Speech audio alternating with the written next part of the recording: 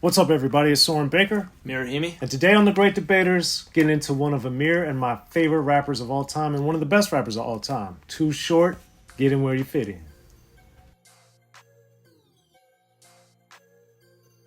All right, everybody, so we're back here on The Great Debaters. As always, please hit that subscribe button. It's right down there and it's free. That enables us to keep coming to y'all as often as possible with as many interviews, great debaters, first 15th, and other things going on Unique Access Entertainment as possible. So please hit that subscribe button, like our content, share, talk about it, be about it, each one, teach one, and we appreciate your support getting us this far. And for those who haven't, you could also join Unique Access. You know, there's 3 different tiers that enables us to get a little more money coming in and me to spread it around to my friends that help me make Unique Access what it is. So please help support us in any way that you can, even if it's just hitting subscribe if you haven't. Now, Amir, we both love Too Short, both think he's one of the best rappers ever, and we both love Get In Where You Fit In. Amazingly, in 1993, already his 8th album.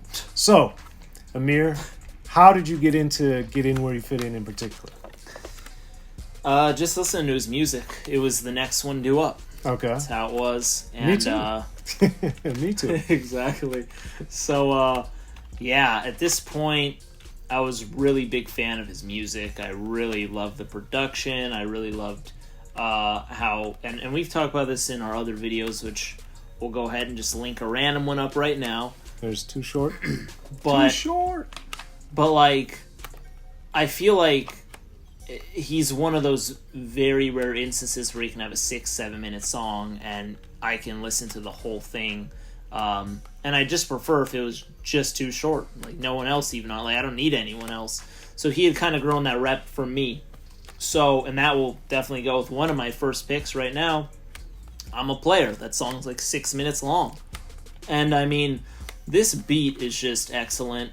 It says Dangerous Crew produced it, mixed by Ant Banks too. So, I mean, Dangerous Crew on the production here. Excellent production. Really big fan. Too Short. I think his first verse in particular is extremely... It's really good. He's a little ruthless on it. I love the line where he says, I let the gold digger count my spokes. Like, that one's really cool. Just a lot of crazy bars on here. Too Short is... I'm not going to, for sake of demonetizing the entire video, I'm not going to repeat the whole thing. But just what he's saying, how he concludes the first verse about don't get mad, you know, about your girl or your mom or whatever. Any woman in your family or that you're interested in, Too Short will get, essentially. But then the chorus hits. Man, I love that chorus. Then it keeps going and going and going. Ant Banks, you hear him a little bit in the song. And then the beat switches up ever so slightly. It's just the production alone is great. We get Too Short on it. We hear Ant Banks on it. It's just like a really, really, really dope song. Complete single appeal. Shocked I actually didn't hold it up right here. This is the cassette.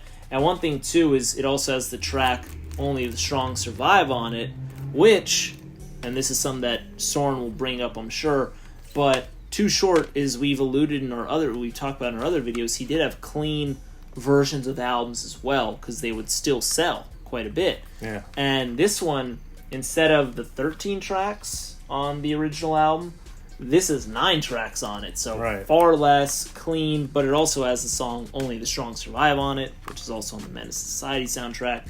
But it's one thing I wanted to mention. Excellent song. Please tell me that's in your top 3. That's not in my top 3, Amir. Sorry. Even though I love this song, I don't think there's a bad song on Don't Fight the Feeling, but it's just not one of my top 3 favorites. I'm going to go, which might surprise you, with the Don't Fight the intro. Dude. That's one of my favorites because Don't Fight the Feeling is one of my favorite all-time Too Short songs. So I didn't know what... You know, I glanced at the playlist back when I got this album in 93, so I was like, oh, what is this going to be? And, you know, it's not the same beat, but it's almost the same beat. Yeah. And I just love how Short goes through his discography to this point and basically includes all of his things. So whether that's just purely bragging, whether that's like, hey, go buy my other 7 albums, Well, whatever the reason he did it, I just thought it was awesome. And the fact that in 1993 he already had 8 albums, I thought was mind-blowing.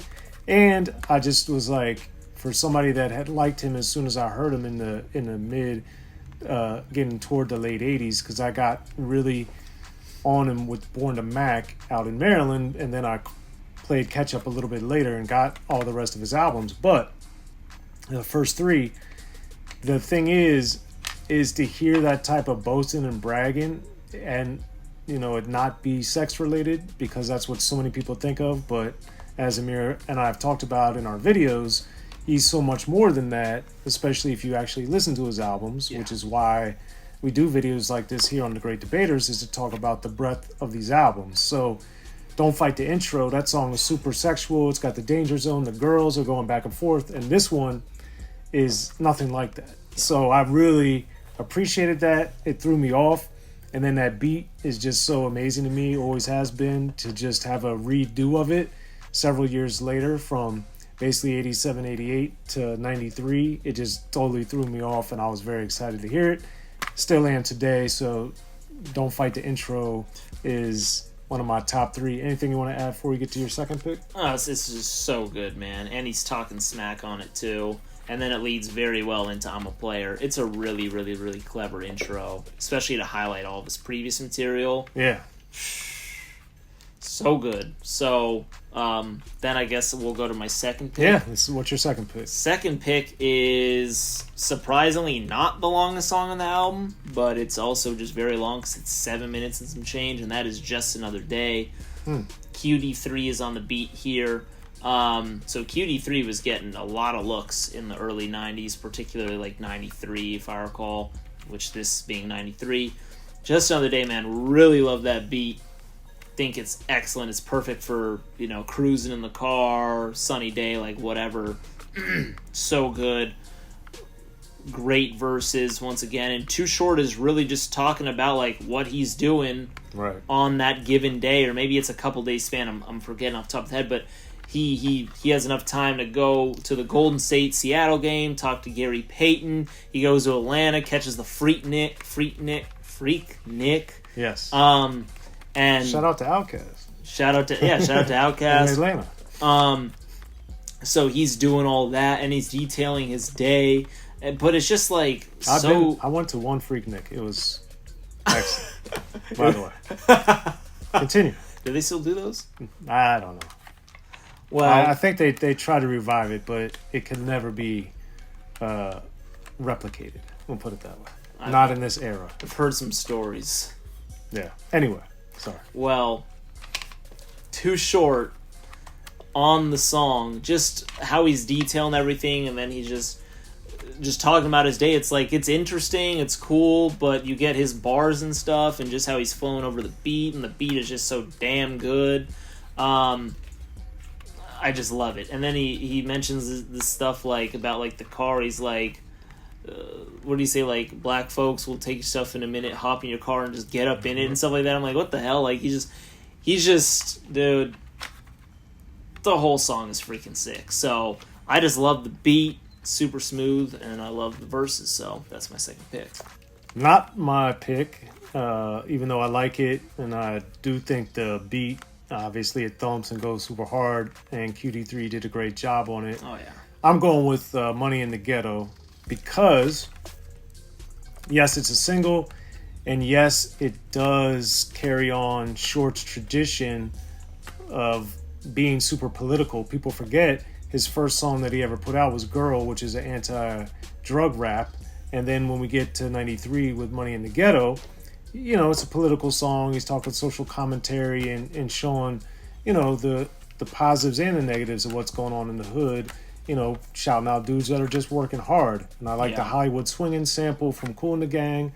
Obviously, Mace used it later and had a huge hit with that. What Feels So Good. But Money in the Ghetto, man, it just shows to me the range of Too Short, and the brilliance of Too Short is that he can exist in all these different realms, thematically especially, and it's always typically pretty funky, which Money in the Ghetto is too, of course, but I just like the subject matter, the fact that he's highlighting this other side of the ghetto and the hood that I think he doesn't get enough shine for, enough acknowledgement for. But that was a single.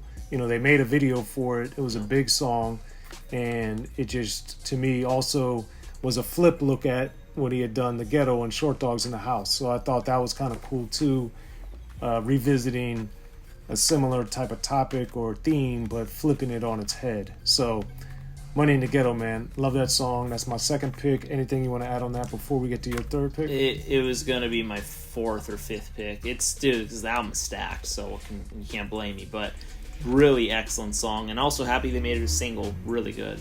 Yeah. So, that being said, that's my second pick. Amir, what's your third pick on Get In When You're Fitted? Or Get In Where You Fit It? Third pick. Well, it wasn't easy. Money in the Ghetto was fighting. Playboy Short was fighting. I mean, even the title track, Get In Where You Fit In, I love. Too Short. Just, I mean, his part in particular, they could have just cut that part and just made it its own song. I would have loved that too. But, I mean, the whole song too. But comedy wins here, and we're going with Blowjob Betty. Soren knew that was coming the way I was prepping it. I'm shocked. Dude, it's just so funny. And we were talking about how Short had been in rap for, at this point, 10 years or so, which is pretty wild for 93. But, man, because he had already done the song, and we had already talked about, like, Freaky Tales and other videos, and he had done that before, and he had just remade quite a few songs, and this being one of them. And, man, I love the beat. The beat is awesome. And then you get to the story. I mean, it's not a story that has much depth to it, but it's a story that will have you laughing. Maybe hard. figuratively. But. Yeah. Yeah. That's a good one. Yeah, so this is one that if you haven't shown your homies or even homegirls, whatever, go ahead and show them if you want to laugh, because it's pretty good. Don't show your parents, depending on how old you are, I guess. But, man, so this one, I mean, he's and talk about the story, he's pretty much talking about, you know, a woman who really likes to get down, but he thinks that she could be maximizing her opportunity by charging people money. What are you doing all this for fun when you could be making money? So he's trying to, you know, bring the player pimp aspect to it, but then he couldn't, and, you know, he was making some money, then he ended up dumping her for 6 months, and then he saw her later and whatever, and then the best part is when he had shot the fatal thing that ended her up knocking her on her butt, and then he saw her in the news. And you know what's actually very interesting about this is I had apparently heard that this is a true story, and I don't know the true story in the sense that Too Short was the one who shot the fatal knot or whatever and all that, but true in the sense that something like this had actually happened. So that is interesting to me. I remember hearing Too Short mention it in an interview, and I don't remember with who, so if you do a little digging, you can probably find that. But the pure comedic aspect to it, oh man, that was killing me, dude. And it's just a catchy song, and I think it's a good song. But obviously, Money in the Ghetto and some others are better. This is my top 3, so I'm choosing that. What's your last pick, Soren? My third pick is Blowjob Betty as well. And the thing I like about it too is, for those that know the 75 Girls era, like Amir had said, he had done Blowjob Betty before, probably literally and figuratively as well. But the song, at least, is on this Greatest Hits compilation, which is really not a Greatest Hits, but more of just a re-release of his first 3 albums, the ones he got before he did Dangerous Music, and then got with Jive for the first significant portion of his career. And the thing about it is, on your 8th album as a rapper, to be able to redo a song that was known regionally, and I guess a little more than regionally, because I knew in '89 I'd met a dude from Anaheim that had his first 3 albums, and that was the first time I'd seen them in person. Because we had driven across country from Maryland to visit my dad's twin brother in San Diego, and then we had a friend. My parents had a friend in Anaheim, so we drove up, and then my parents were like, "Oh, Soren likes rap," and I was like, "Yeah, I love rap." And the guy's like, "Really?" He goes, "Do you like Too Short?" I was like, "I love Too Short." And then he was like, "Oh, have you ever seen these albums?"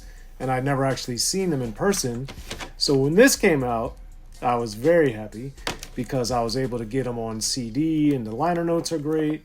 And just to have them, because stuff back in the day was clearly much harder to find and get, especially me being in Maryland and these being very regional, local, independent records. At least I couldn't find them in Maryland because I looked, because of how much I love Too Short. But anyway, the fact that Short redid the song, and as you see, if you know those first 3 songs, he redid several songs over his career. So the duet is great. The reggae influence on the beat there is great. The comedy, as he always does, and then just, you know, the sexual stuff that Short does, I would say better than anybody in rap history. You know, just right there with my 3 picks, you got the Don't Fight the intro, you got Money in the Ghetto, and you got Blowjob Betty. Just shows to me the range, a lot of range of what Short does, but also what he's had been doing through those first 8 albums. And that to me is why he was one of the greatest rappers, and still is, because he can literally do any type of thing and do it at the highest level. So that being said, Blowjob Betty's one of them. So you guys got my 3 picks, Amir's 3 picks. Hit us up in the comments section. Let us know what you think your top 3 picks are on Too Short's Get In When You Fit In. And while you're there, hit that subscribe button if you're feeling generous, and we would appreciate it. Hit that join button as well to help support us here on Unique Access Entertainment. As always, we really appreciate it. I'm Soren Baker. Amir, Rahimi. Great debaters, y'all. And shout out to Too Short, Dangerous Crew, Ant Banks, among others, for this great album.